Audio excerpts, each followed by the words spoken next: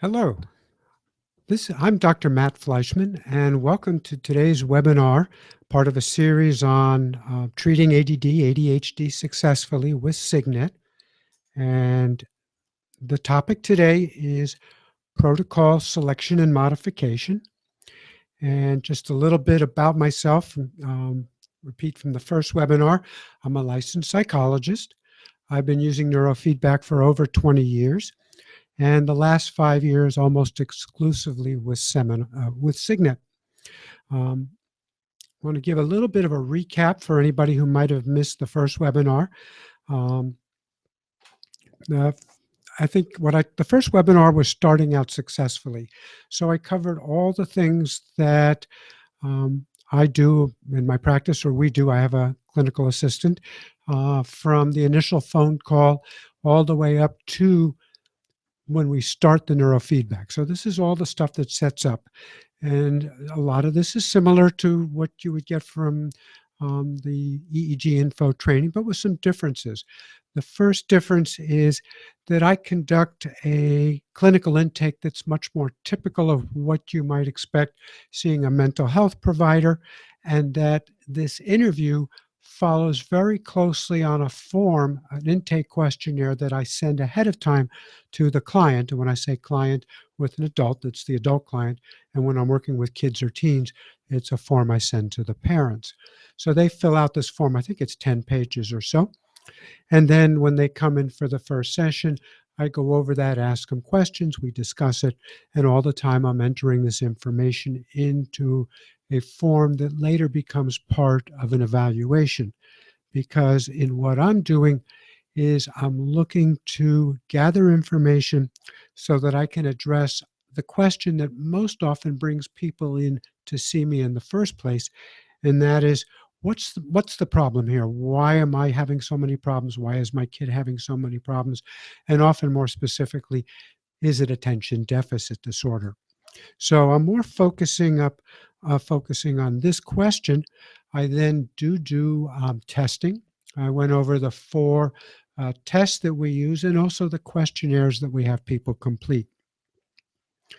That then leads to a formal evaluation or assessment report, including the results, which I'm going to provide back to the client and often, usually, to the primary care physician if they give a release of information for that. I want to make one clarification from something from the first webinar to today, and that's something to do with the difference between assessing and diagnosing. I understand that providers through EEG Info have to be licensed mental health providers. And in doing that, not all licenses permit or give somebody the ability to diagnose a mental health condition. But that doesn't mean that these same providers aren't often put in the same position of assessing of what's wrong and then what can we do about it. And so when I say diagnose, I'm referring that to the limited number of people who have the credential that they can formally diagnose. But the rest of you are certainly put into a position of assessment. The only thing you may leave off is the diagnostic code. I want to mention one thing is if you have any questions throughout my talk, there's a dialog box, a chat box on the right of your screen. And if you don't see that box, do a refresh on your screen so that the chat box will appear. Also, if you run into technical problems, unless we tell you we're having technical problems, refreshing your screen often solves some of the problems. Anyhow, so if you have questions, put them out there. I have my assistant helping me, and he passes me questions, and some I'll answer as we go. Others I may save to the end or put off simply because I know that I'll be addressing that matter later on. So going back to what I did, the recap, at the end of I have the evaluation done. I meet then with the client. If it's kids 13 and older, I involve them in the follow-up session. If they're younger, I don't. We go over the results. We discuss treatment options, including medication. I talk about neurofeedback if it's appropriate. Most of the time it is, but occasionally it's not going to be um, what we're looking for here. I discuss the treatment model that I use in my office, um, which is one where we do it as a group of 20 sessions, and that typically clients pay out of pocket for 15 of those sessions, and they're run by my assistant. The other 5 sessions are run by me, and I combine those with some therapy for a total package, if you will.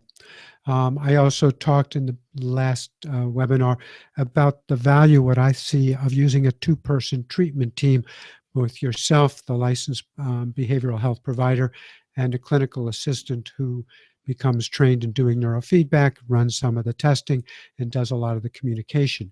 This 2-person model makes for a highly efficient office, and also financially very successful. You can pay this person well, and because they can see 2 clients at once when they're doing neurofeedback and you're doing your part, it's a good allocation. And one of my goals here is to get this treatment model of neurofeedback out to the community. And I think when we limit it to one therapist seeing one client doing one session at a time, we're really limiting the impact that we can have. So anyhow, that's a recap, and let's move on to today's session.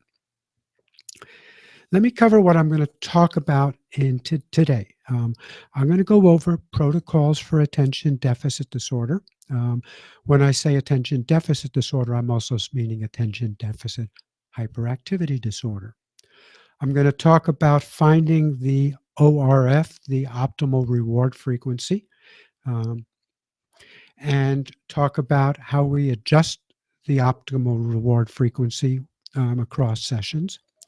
I'll talk about selecting and adding sites, and then I'm going to cover how to systematically use client feedback to adjust your protocols. I'm going to go in depth into a form called the treatment summary form, and then talk about how we chart our work. I'll talk some more about working as a team. And finally, I'll go over some helpful tools that we use in our practice that just makes this all work much better. So let's begin. First off, I'll start out with protocols for attention deficit disorder.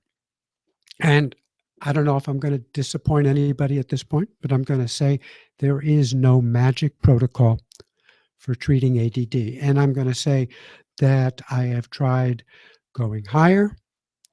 I've done a lot of work in the past with beta and SMR. I've had clients when I'm stuck and we'll say, okay, let's see if going higher makes a big difference, or going into the beta SMR range. None of it has I found to been the effective magic protocol. Almost entirely, we operate in the ILF range, and we follow the protocol directions of Sue Othmer and the rest of the people at EEG Info. And also I listen to the listserv and I take ideas off that. And if they're there, I may try them out too. But I am working within Cygnet within ILF. I've just recently gotten the newest software, had it only a week. So, I'm hopeful that it'll provide some help on certain clients, but a lot of the ADD clients are not at the bottom in terms of the reward range. And so I don't think that going lower is going to help them. But it gives me another tool in my tool bag. However, while there is no magic protocol, I am going to present what I'm going to call the secret formula for finding the right protocol. But more about that in a minute.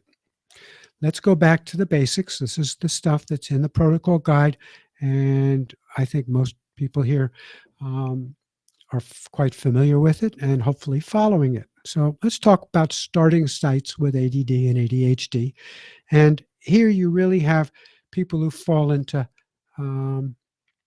3 groups, and there are only 2 starting sites. Makes it easy. One starting site is T4 minus P4. Now, sometimes I'm going to just slip into saying T4, P4, but I always mean T4 minus P4. Mostly I use the 4 electrode montage. And That's what I start with, T4, P4. I start with T4, P4 if there are problems with oppositionality, anger, anxiety, any flavor of the autism spectrum, and any aspects that involve developmental problems. So again, I'm talking about ADD clients, but within that client group, you will see clients who present with these other issues or flavors of them, or they're major comorbid conditions, but they're still presenting as ADD, and ADD is a problem. Other clients, I start with T3 minus T4. And here, these are the clients who show the instabilities. In other words, during the intake, they have a history of headaches, seizures, and occasionally you can pick up strong emotional features that you say, it almost sounds bipolar disorder. But it's T3, T4, we're talking about an ADD population. There's a third group here, and this is the people who don't present with any of this. They are just the sweet space cases. No problems, perfectly nice kids or adults, friendly, cheerful, good manners, not argumentative, but just cannot stay focused. And these clients, we start with T3 minus T4, though we use that only to establish the optimal reward frequency, and then we'll abandon T3, T4. Where with the other clients, the ones we start with T4, P4 for, say, oppositionality, or T3 minus T4 for headaches, we're going to leave that in the mix as we elaborate the protocol. So I don't suspect that I've told anybody here anything they don't know in terms of starting sites, but it's easy. You've got two. The next issue is, how do you find the ORF, the optimal reward frequency, in your first session? And to do this, you're going to need a pad and a pen. Nothing more sophisticated than that. And whichever starting site you've selected, start at 5 millihertz and tell the client what you're going to do, that you're going to run the software. They're going to get feedback, and then it's going to stop every 2 minutes, and you're going to ask them what they've noticed, if they're feeling anything different, anything better, anything worse. And you can also tell people that a lot of people don't notice anything, and that's perfectly fine too. I kind of cue them that I'm probably more concerned to find if anything I do in terms of changing the reward will make them feel worse, because I don't want to make them feel worse. In the first webinar, I talked about how I describe neurofeedback, and I hold up my left hand kind of in a letter C shape, and then I take my right hand holding it straight, sort of put it in the middle, and then I raise and lower my right hand, kind of explaining how the brain speeds up and slows down or becomes more agitated or calmer, and that what we're looking to do is stand in that calm but alert state. But I also point that I move my left hand up and down and say, for some people, that calm, alert state is when we push their brain up to be a little bit more alert. And for other people, it's to push them down, bring them down, lead them down into a calmer state. And that there's no better, one is not better than the other, but each person has their own sweet spot. And so that's what I'm trying to do in this session. Then every 2 minutes, move down 0.1 millihertz. And each time it stops, I ask them, do you feel more or less relaxed, more or less alert? And, I've had somebody say, gee, my breathing has changed. Look for that, or people can tell me that sometimes. Look for eye blinking. Look for fidgeting. With kids, sometimes look if they seem more bored or complaining. And you're just going steadily down until you get something that seems different. If it seems worse, they're reporting, gee, I'm getting fatigued, or I'm getting a headache or something, don't stop and go back up yet. Keep going down. You really want to go to see if passing through what's reported to be a negative space doesn't then get you to a more positive space further down. If you have the older software, you're only going to go down to 0.1. If you have the newer software, you can go down to 0.01, but here when you go down to I would stop at 0.05, and then if you end the session at the very lowest point, you might pick up and keep going down to all the way to the bottom on your second session. So as you go down, hopefully you got some notes that at a certain place they felt better, at a certain place they felt worse, or they just didn't feel anything. If there was a place they felt better, after you get to the bottom, if the place they felt better was higher, then now you want to bring the reward back up to that range and finish out your session there. Um, Without making too many more changes. You might make a very small change, but basically you've been dragging their brain all over the spectrum. So go back up to where it seemed best, finish out your session. And when they leave, do let them know that there's no, it takes a while to find that optimal reward frequency. The most common adverse effect after a session when it's not quite right is we mess up their sleep. We leave them a little bit more tired, a little bit more agitated. But that unless it's severe, when they come back, they're going to tell you what they've experienced, and that allows us to fine tune the protocol. People seem to understand this pretty clearly, um, and send them on their way. When they come back, the next issue now is to fine tune. And in fine tuning the protocol, I rely very heavily on this chart. It's in the protocol guide, which you should have as an affiliate. And it's this arousal indicators. And this will tell you, based on what people are telling you, either in session or between sessions, what they've noticed. Now, one of the differences from working with an ADD population, say with an anxiety disorders, is they're not as good a reporter in the session. In fact, excuse me, most of them are poor reporters in the session. So what you're waiting for is the between session report, what comes in next time. And for kids, you're not getting it from the kids. You're getting it from the parents. I've done 20 sessions, remarkable changes with kids. And, well, what did you notice? And the kid gives, well, I think I'm better. How? They don't have any, they can't tell you. Older kids, teens, they can tell you their concentration is better. But younger children, you're more than not relying on adults, but not always. We've had kids who could quite clearly tell us that something felt better or something felt worse. So when you look at this arousal indicator, there's a couple of tricky ones that are useful to pay attention to, and that's the difference between emotional sensitivity and emotional reactivity. And we take emotional sensitivity to be that somebody's reaction seems to come out of the blue. They just burst into tears or get angry, and nobody can see really what's setting that off. Where emotional reactivity is, you can see what set it off, but the response is out of proportion. So if you see those differences, you go up or go down. But to be honest, a lot of times we'll go up to see if that's better, or we'll go down to see if that's better. Again, it's kind of like what we did before, go up or go down. And occasionally I'll even do something where, let's say that we're at 0.4 at the second session, and we don't know if it's better or worse. It seems okay. I'll say, let me try this. And I'll do one at 0.3 and I'll do one at 0.5. And when I say 2 minutes at 0.3 and 2 minutes at 0.5, and I'll ask them, which felt better to you? Can you see a difference? And if they can't, I may even spread it a little bit more so that they're telling you whether going higher or lower feels better. So all the time, when you're doing this, scribble on your pad, what the numbers were and what the report was. Because when I don't write it down on the pad at the end, sometimes I confuse as what really was best or what things did they say.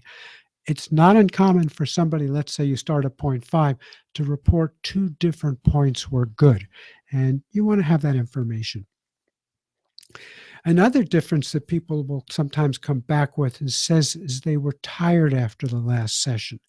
So you have to pull out tiredness, because tiredness can mean one of two things.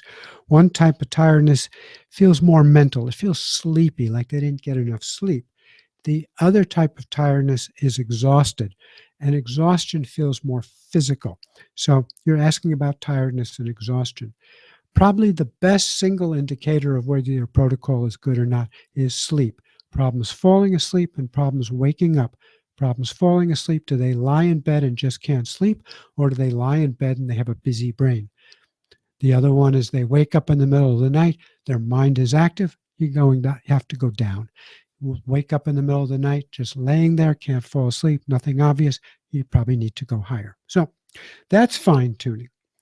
In terms of, oops, sorry.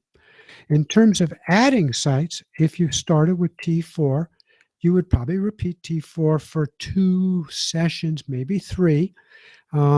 If the client becomes noticeably more reactive after T4, P4, then it may not be your reward. It may mean that you need to add right frontal training. So that's T4 minus FP2. It kind of balances out. They need better right frontal control. This what I'm talking about is in the protocol guide, but it's pretty relevant with an ADD population. If after 2 or 3 sessions the client is doing well, then add T3 minus FP1. We want to move along pretty quickly, so 2, 3 sessions, third session by sure, add that T3 FP1, remembering to double the reward frequency. If headaches are showing up, add T3 minus T4. And also, if after you've added T3 FP1, and you may have added T4 FP2, if there are learning disabilities, I would add T3 minus P3. One issue comes up in reading. You can ask clients, often they have problems reading. Is the problem decoding? In other words, sounding out words. That is a left frontal issue, T3 FP1. I'm sorry, that is a left parietal issue. That's T3 P3. If their problem is they just get bored and can't remember what they've read, that's a T3FP11 site. So more often people talk about reading problems with ADD. They get bored reading and they can't read unless it's super high interest. So then you're not going to use T3P3. So to sum it all up, most of our ADD clients train with one of 2 protocols over time. The first protocol is T3FP1, T4FP2, and T4P4.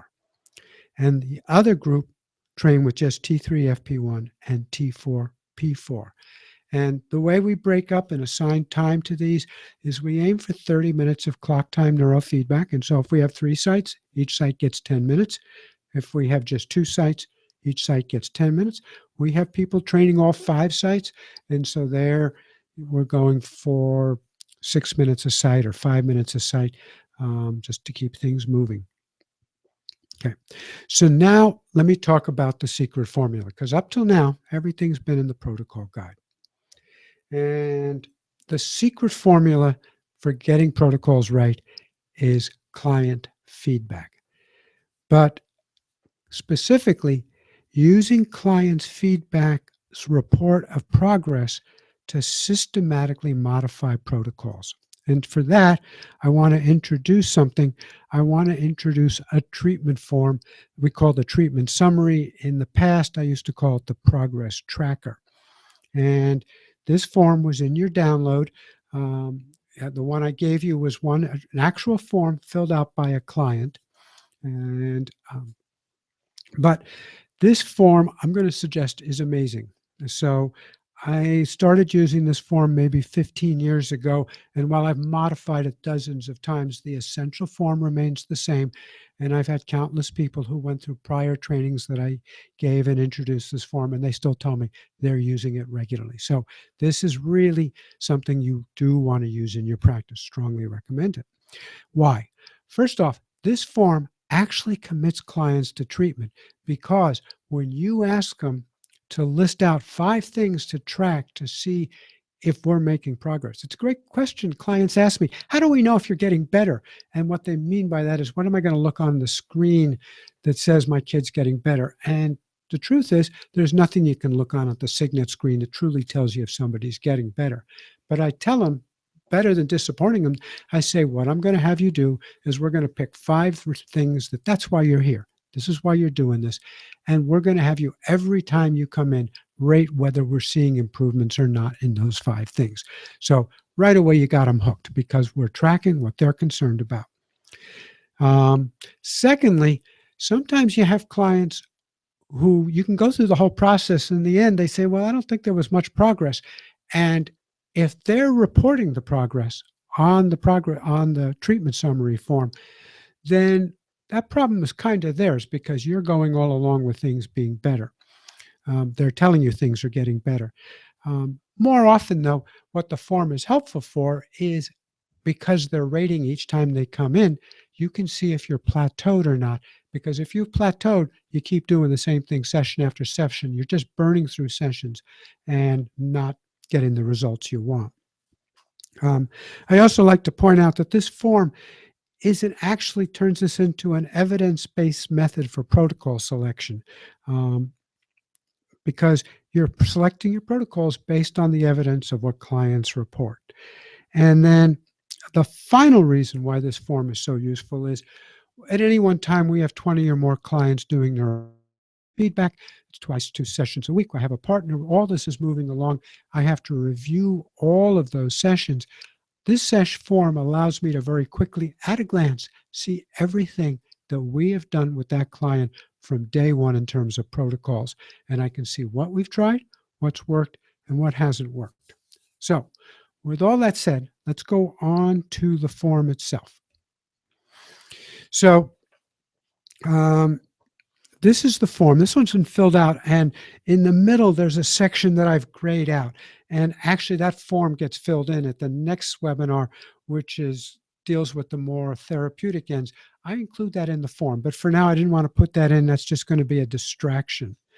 So going over how you complete the form, like I said earlier, the client 5 targets and puts them right up there in the top.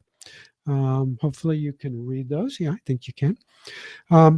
I recommend you use their wording, though sometimes I will pass clients back the concerns list that they filled out at the outset to kind of refresh their memory and pick items.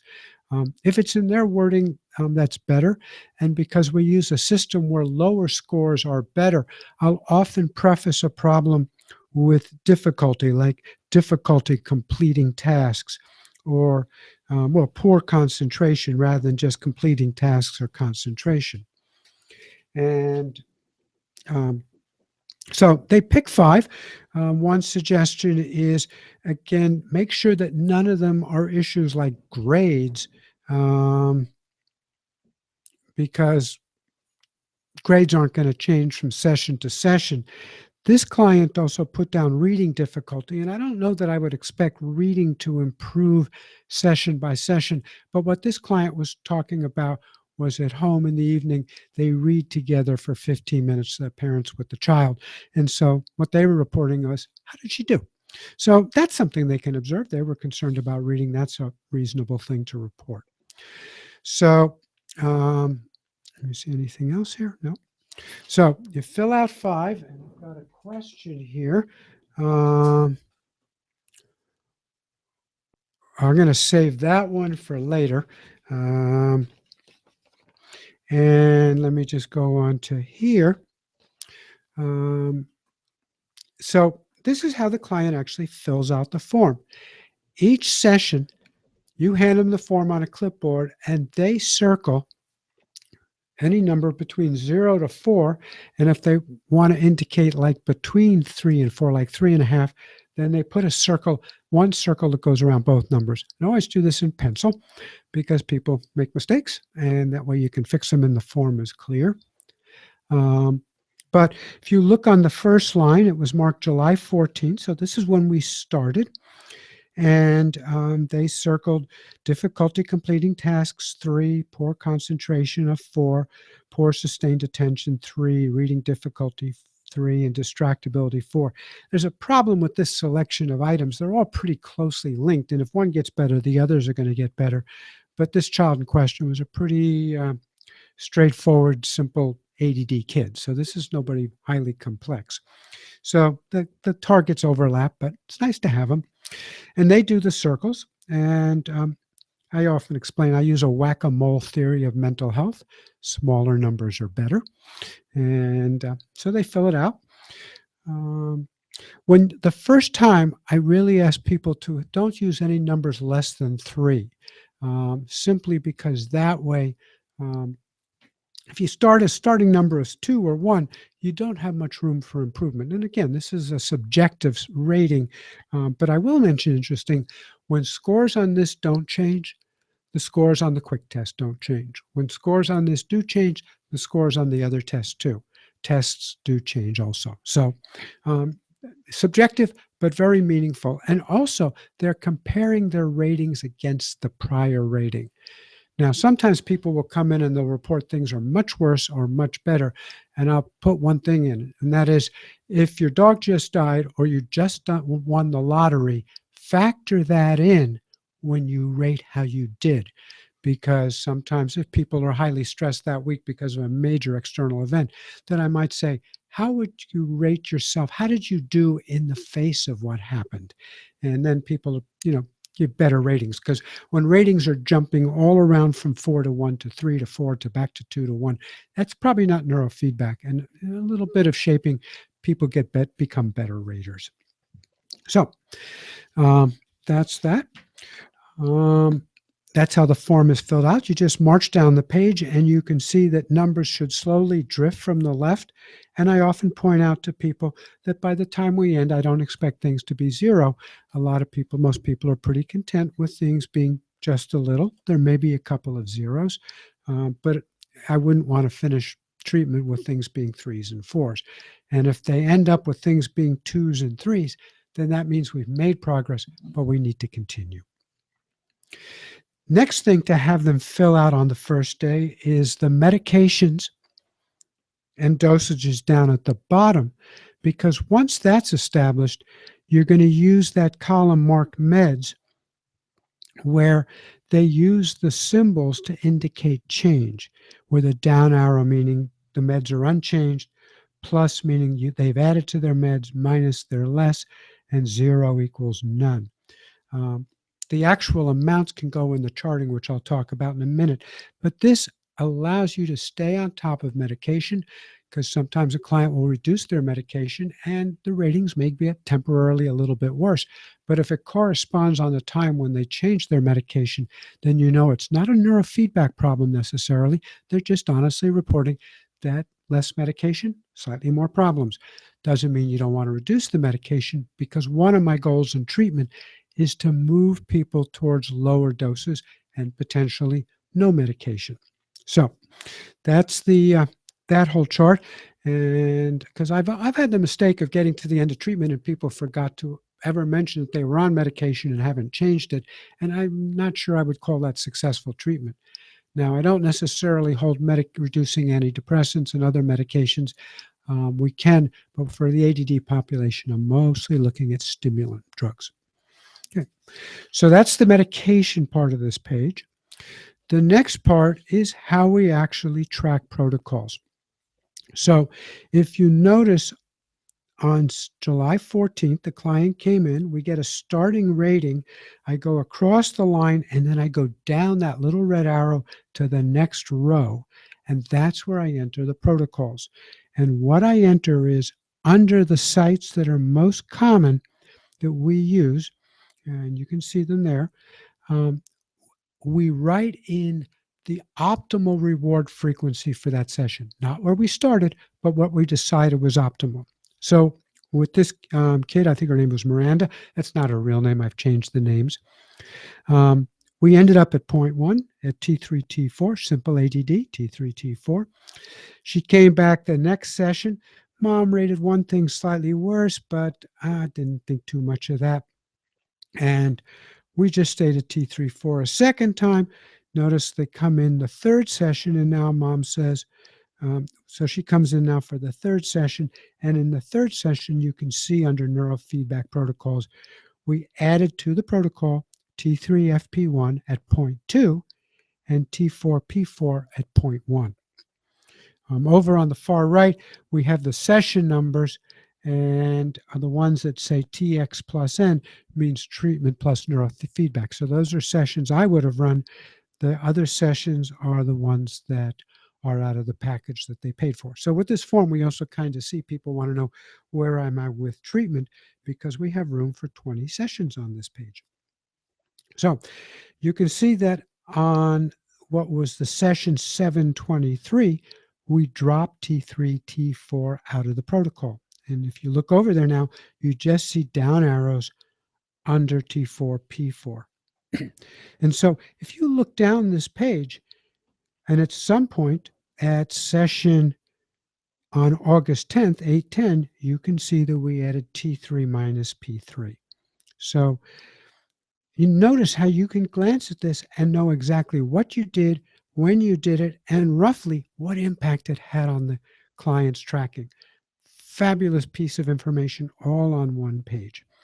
By the way, we print these out. The downloads in the package, we have these forms that you can, the package that you can purchase. You can fill these out as a PDF or on an Excel, or if you don't like or you want to all enter different protocols, you can modify it. But, we print it out and then it's a paper and pencil form. Now, at the end of treatment, you can take this form and scan it. And you can also scan now with phones and things too. If you don't have a scanner, you can scan this and paste it back into your chart. So it's a way to make this thing digital at the end. You can also use it in a PDF, and there are PDF programs that allow you to mark up a PDF. I spent a lot of time with something called Results to try and do all that. I don't think it was worth the effort. So paper and pencil in this case is the way to go. So I told you there's a secret formula, and here it is. Remember how when you were looking at the form, the client enters their rating on one line, and then you drop down to the next line to enter the protocols. That is not a flaw. It's a feature, as they say in software. Because if you look at a protocol and then run your eye back on the same line, you can now see what was the impact of that protocol on the reported concerns. So we see this occurring in a couple places. On the fourth row down, fourth session, it's actually the third session that we added T3FP1 and T4P4. And then when they come in the following week, they reported improvement in completion of tasks. Now, it's not proof that the one caused the other, but it's kind of indicative. You added something, and ideally, something got better. Now, we don't have anything negative going too negative with this kid, but you could add something to a protocol, and the next week things are worse. You just slide your eye right across and you go, whoops, what did I add? Which is one reason that when you make changes, typically make one change to one thing. Change sites, change reward frequencies, but don't do both in one session, because then if there's an adverse effect, you don't know what did it. So again, you see it as you go down the page. You can see another point where we added, and let's see, it's on October 7. So October 7, we added FPT4, FPT2, and then when they came back on October 12th, they reported improvements across the board. We had taken out T4, FP2 for some reason earlier on, but now we see this is better. And I'll notice on this client, I'll mention it because it also came up the other day, that we had a client that didn't do well with T4, FP2 until we added T3, P3. So it's an interesting thing. That's just a side note here. I'll throw that out there. So this is what this form does. However, you can see a limitation of the form. It has a ton of information, but no detail. And that's why we chart. And in charting, we use Word, Microsoft Word, and a SOAP format. And I have a separate computer because I have a laptop. This allows me to be training somebody, and then with my laptop sometimes be talking to the parents while the child trains. And so I'm not tied to the same computer that's running the neurofeedback. So what is SOAP charting? Some of you are certainly familiar with it, but many may not be. So SOAP stands for Subjective, Objective, Assessment, and Plan, and it's a standard type of medical charting. So one advantage if you do this is if you send your chart notes to a physician, right away they know what you're doing here. You're part of the club. So in SOAP charting, typically you put the date, The session number or the length of the session. So typically it would be if a session is 60 minutes, including setup and everything, it's 60 minutes with, and then you include who was present in the session. The subjective part, first part, comes right off of what they've circled on the treatment summary form. So most often client reports or mother reports improvements with task completion, reading, and sleep, and reports no change in the other, or reports improvements in this and worsening in that, whatever. You're basically just putting in on text what they just reported on the form. But you also can ask for anything specifically noticeable or different, any anecdotes or specific events. Um, that all goes in typically in my first paragraph. The second paragraph often includes what we'll discuss or any therapy work or parent training that I've included, just what was covered. Um, so that's the subjective part. The objective part is this is where we list protocols. And in the protocols, we list right out the protocol. I write them out every time. Um, simply because when I'm reviewing a chart, I don't want to have to keep looking back at the tracker to sometimes get a sense of why did we do this, what was going on here. If this was the first session, we would describe the stepping down process. We started here, moved down to here, reported problems at this point, that point, and felt best at that point. That way, if we have to come back and say, well, what did we do? I've got it in writing. Assessment, sometimes as simple as I'll write good progress towards objectives, but other times it's where we think aloud. I work with a clinical assistant, and this is how I trained her in the first place, is after teaching her the basics, the constant back and forth of with this client, I thought we should do this. What do you think? Or in the beginning, it was often me directing it at her.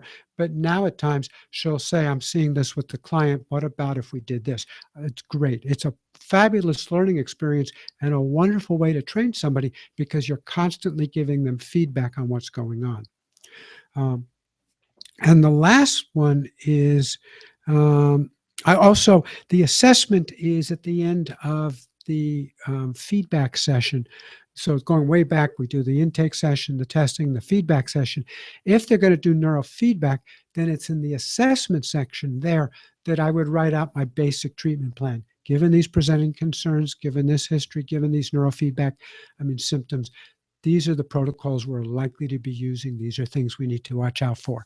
So that's the place where I would kind of do the same conclusions that are in the treatment planning that comes with the EG Infos forms.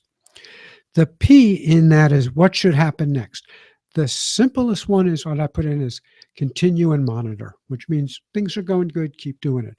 But it also would be often if the client does well, do this. If the client has problems, do that. It's a good exercise to commit yourself ahead of time. Now, sometimes clients come in, you look at that, you listen to them some more, and you don't do your plan. You change it. But we have it there. So that's the SOAP notes. And it probably takes us about 5 minutes, not much more, to write up a SOAP note. That between the treatment summary and the SOAP note, you really stay on top of your paperwork. And the advantage of having it in Microsoft Word is you can format it, looks good, all those nice features. So I want to talk now a bit about working as a team because I think this is a central part of our success. First off, the SOAP note and the charting makes it very easy to communicate back and forth because remember, in my office, my assistant is doing 3 of the sessions. I'm doing the 4th. And so it's very important that we each see what the other is doing. And whoever is working with the client writes the SOAP note and, of course, enters in the treatment summary. If my assistant ran the session, she puts her initials at the end. She doesn't sign it. She puts her initials because I'm still the responsible treating therapist. And then when I review what she's written, I enter my signature. I paste my signature in there. So I can look through a chart and there should be my signature after every entry to say that, yes, I understand and I reviewed what was done. Um, but I can go through 10, 15 charts very quickly that she's done. And when she opens up one, there it is.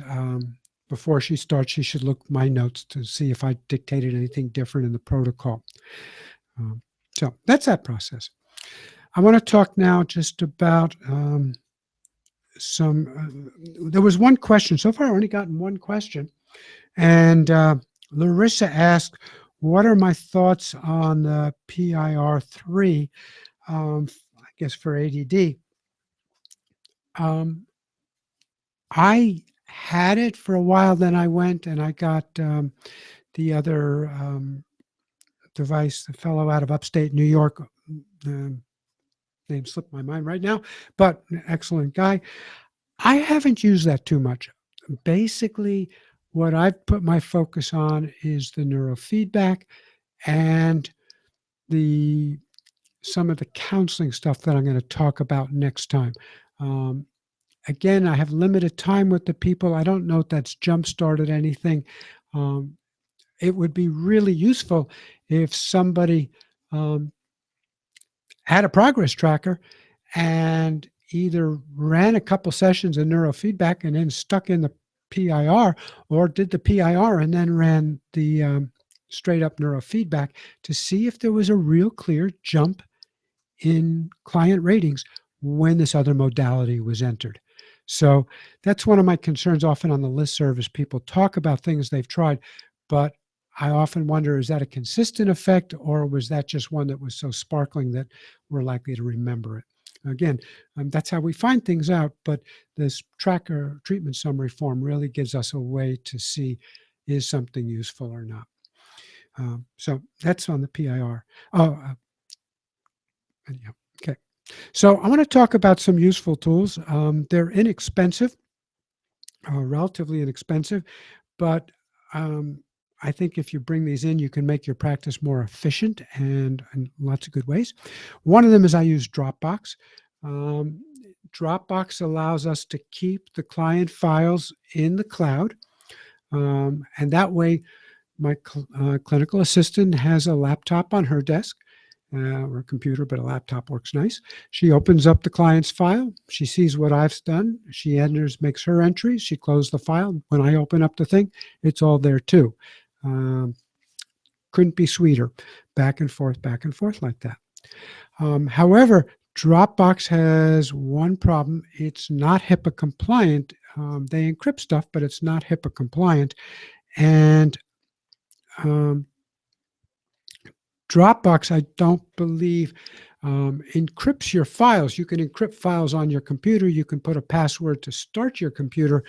But if somebody can break that one password, they are into everything.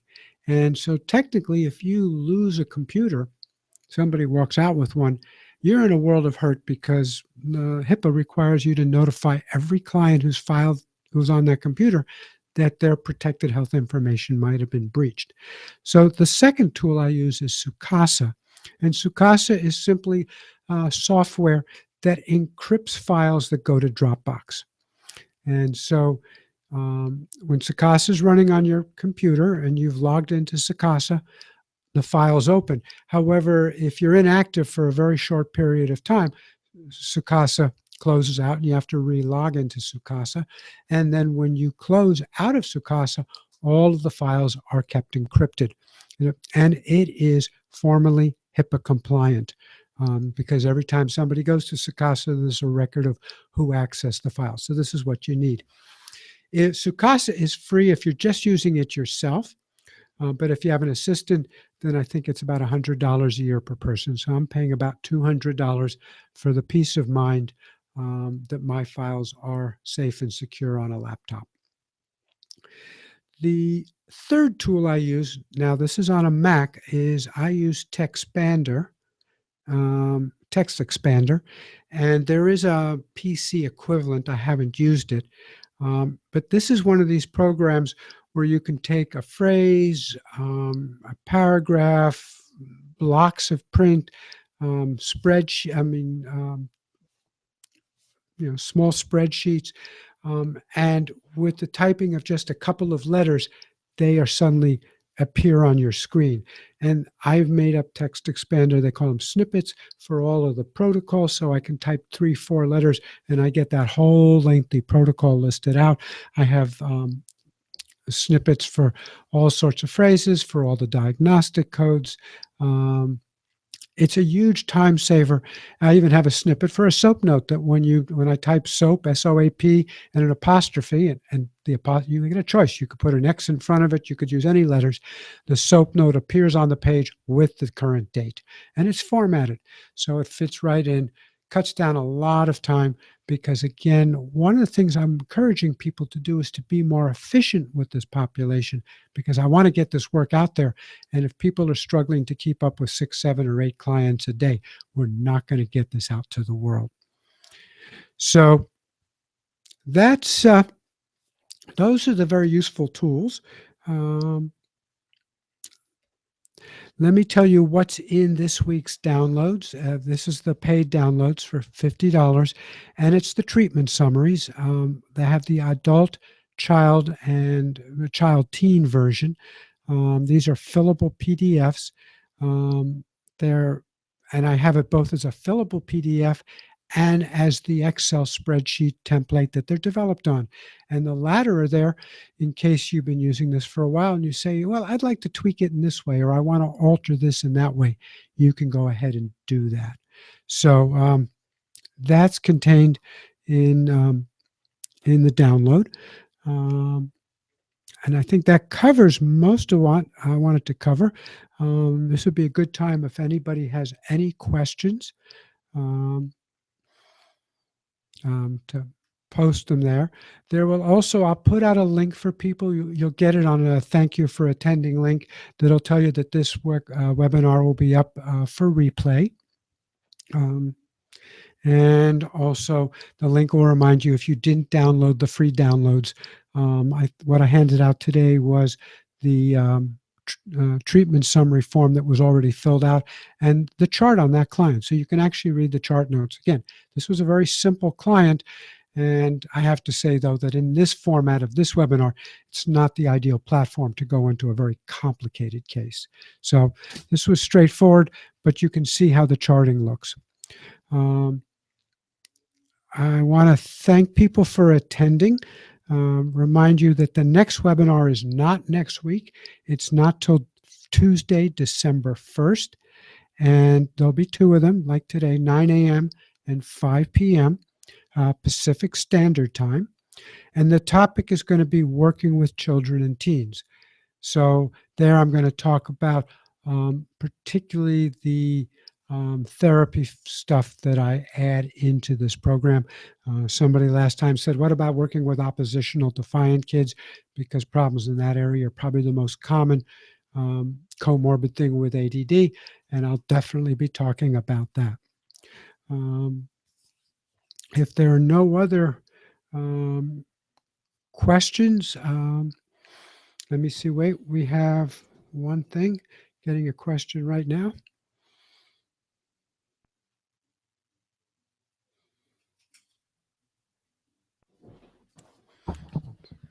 Okay. Oops. The question is, do you use any other types of neurofeedback to treat ADHD? And okay, over the years, I worked for years with beta SMR work to the predecessor of EEG info. When this came along for a period, I went back and forth, and I never felt that the other was better. And really like Cygnet because, one, it's so efficient. It allows me to work with a higher volume of people. I also had bought Lens and went through the training. And I was intrigued when the the promotion was treat ADD in 8 sessions. And well, I think very highly of Lennox, and I think he's a very reputable person, and I think he's got an excellent approach. I did not find it treated ADD in 8 sessions, and came back to this. So done that. At times, In the past, I used QEEGs. I had an arrangement that had them read by people at Qmetrics, tried to follow the protocols. I also had cases, QEEGs read by Jonathan Walker, and I think I had a couple by Joel Lubar. Now, most times I sent these on, though not always, because I was struggling, and this was back in the beta SMR days. And, well, let me try this and see if that's better. I never had anybody send me anything that suddenly was the magic solution. It just wasn't there. And so I've concluded in time that to get good with one system is the way to go, and that improving the outcomes isn't the system, isn't the protocol. I mean, it is the protocol and adjusting it, but it's not the magic protocol. It's the setting up. I have no dropouts, and I have almost none no-show for sessions. And I'm not dealing with an insurance. People are paying out of pocket for the neurofeedback, and I'm getting consistently good results. So it's that combination of setting it up, finding your ORF, modifying your protocols based on feedback, and then what I'm going to cover in the next two sessions. The first one has to do with working with kids. The second one has to do with working with adults, and that is offering some very practical advice on how to help with ADD, ADHD, and how to do that within a neurofeedback practice. Because, if you did that at the expense of neurofeedback, then either the treatment gets much longer. So how to roll it right in with the neurofeedback. I think we have another question. The question is, do I get good symptom reduction in hyperactivity? Yes. Usually the T4, P4 part, but also adding in the T3FP1 part. Yes, if the kid is ADHD, then we may have things like hyperactivity or physical restlessness or impulsivity or whatever, and we'll be tracking those, and I expect those to improve too. And that, I think there are no more questions. I really thank you for attending. I know after the morning session, we had some people had some problems with downloads or getting things like that. If they are, just email. It's drf@addsuccessful.com. And we'll see what we can do, fix things up. I really appreciate your attending. I look forward to your attending the next one in a couple of weeks. And last thing, there is a feedback form. And this, I would really love if you would take a few minutes now to give me some feedback. A couple of them are short answers, but any of the stuff in detail, there's one or two comment sections that I would really like to hear from you, so I can improve this, know where this might be weak or might be improved. And if you thought it was all glowing and great, I'd love to hear that too. So we're writing down one more question, and we have no more questions. And thanks. I really appreciate all the people who have downloaded the purchase forms. The money for that goes back to paying for the cost of putting these on, and that I'll be developing new materials. That meant for people who are doing neurofeedback to be more effective with this population. And I would say any of these forms to create would take hours, and this whole package, I would have to say, would make a huge boost in just the productivity and financial success of your practice. So if I could ask if you'd be willing to purchase these, that's much appreciated. Again, thank you for everything, and I'll be presenting in a couple of weeks. See you on December 1st, Tuesday, December 1st at 9 or 5 p.m. Eastern Standard Time. Thank you.